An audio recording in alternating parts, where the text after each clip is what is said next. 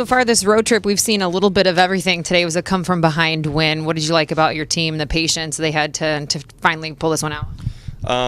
Probably more than anything else, it didn't come easy, and we had to continue to play well, make plays, pitch well, and find a way to get some guys on base and find a way to score. Not every game is going to come, with home runs and with margins of victory and things like that. The fact that our guys just kept playing hard, we're well into a road trip right now, and our guys found a way to get it done. We got it done.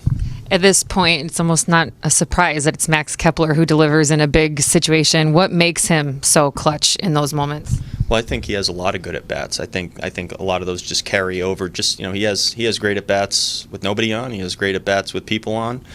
He doesn't change his approach very much. He sees the ball first. He doesn't go up there guessing or ever giving away his at bats. He makes the pitcher work. He makes the pitcher throw good pitches, and He's a good hitter, so it's a good feeling knowing that he's up there in important situations, and it's a big at bat, big swing. Odo's had really impressive numbers over his career against the Tigers. This was another good one from him here today. What did you like most? Well, I thought he threw the ball really well.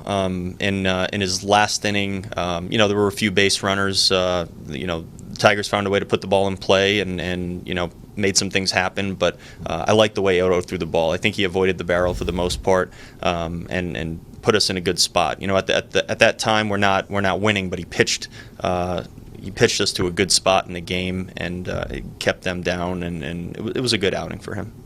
What did you like about Lamont that got you to send him up there to pinch hit to lead off that inning? Well, there's never right and wrong answers in those situations. I guess you try to take a lot of different things into consideration, and one thing with Lamont, that he's going to give you a good at bat, and he's going to force the pitcher into the zone and to throw strikes.